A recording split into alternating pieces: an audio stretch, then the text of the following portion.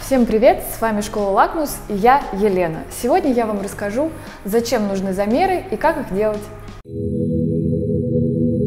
Вообще, для чего нужны замеры? Бывает так, что ты рисуешь и не понимаешь, где ошибся. То ли утюг слишком толстый, то ли он должен быть выше. И порой уходит множество попыток на поиски верного решения. А если вы умеете замерять, вы в разы себе облегчаете и ускоряете работу.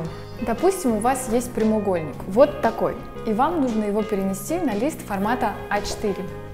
Можно долго вымерять линейкой площади листов, понять, в какой масштаб нужно перевести, а можно сделать гораздо проще. Запомнить пропорциональные соотношения. А именно, итак, замеряем меньшую сторону и откладываем, сколько раз она уместится в большую сторону. В данном случае получилось 2 неполных раза. Вот тут очень важно прикинуть, насколько. Представляем, что моя меньшая величина, то есть меньшая сторона, это 10 единиц, то есть половина это 5 единиц. У меня получилось немногим больше половины, то есть приблизительно 1,6. Итого в большую сторону у меня умещается 1,6 меньшей стороны. Запоминаем эту пропорцию. Сейчас, возможно, покажется это очень сложно, но если вы попробуете сделать со мной, вы поймете, как это легко. Теперь размещаем на нашем формате меньшую из сторон произвольно. И откладываем то количество раз, что у нас получилось из измерений, а именно 1,6. Вот так у нас получился наш прямоугольник, только меньшего масштаба. Как видите, не обязательно все измерять до миллиметров, а линейкой пользоваться вообще не нужно. А теперь давайте рассмотрим, как делать замеры с натуры. Вот наш предмет вытянутый по вертикали, соответственно, ширину мы будем соотносить к высоте. Берем карандаш, распрямляем руку в локте и направляем на предмет. Потому что если не распрямить руку, то каждый раз при измерениях расстояние до предмета будет разным и накопятся ошибки в измерениях. Итак, концом карандаша мы ловим крайнюю правую точку предмета, а большим пальцем крайнюю левую точку предмета. Если вы правша, то все то же самое, но наоборот. Теперь разворачиваем руку на 90 градусов и откладываем ее по высоте. И запоминаем то количество раз, которое получилось. Важно, если вы хотите развить свой глазомер, сначала делайте набросок на глаз и только потом приступайте к замерам. Проверяя пропорции на своем наброске, если нужно, я вытягиваю бутылку или наоборот делаю ее уже. Также вы можете замерить части предмета. В данном случае куб вы можете замерить степень раскрытия граней относительно друг друга.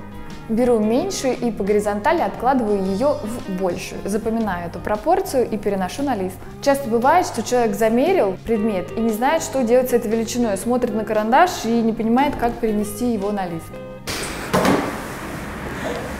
Оскар можно давать. Поэтому замеряйте не только стороны, а их соотношение друг к другу. Также крайние точки сверху и снизу не всегда находятся на одной прямой, как в данном случае у кубика. Для этого не нужно наклонять карандаш, чтобы поймать эти точки. Важно их поймать, просто перемещая руку. Следующее. Вы можете замерять углы. Посмотрите на нижнее ребро у кубика, оно находится под углом. А почему оно находится под углом? Смотрите объяснение в нашем другом видео про перспективу. Итак, направляем руку на предмет, разворачиваем карандаш и ловим угол нижнего ребра. И теперь нужно перенести его на рисунок. Отступление. Есть несколько способов измерения углов. Можно скрестить 2 карандаша, когда один карандаш у нас находится по вертикали, второй ловит угол ребра, либо 2 карандаша ловят 2 горизонтальных ребра. Я делаю это с одним карандашом. Не люблю, когда много дополнительных предметов, потому что это замедляет работу. Важно замеры осуществлять в плоскости вашего планшета.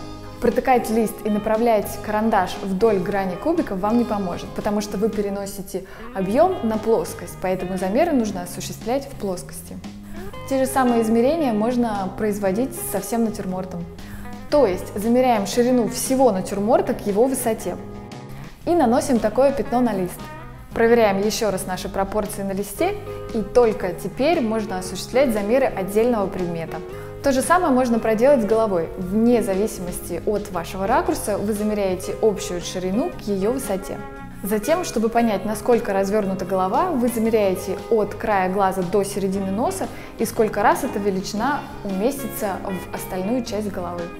Практикуйте замеры на начальной стадии, проверяйте все детали. Так со временем вы натренируете ваш глаз, и замеров придется делать все меньше и меньше. Поэтому вперед и только вперед. С вами была замерщик Лена. Всем пока! Вообще, для чего нужны замеры? Дальше я забыла.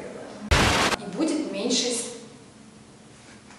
Часто бывает... А, я забыла забавно сказать.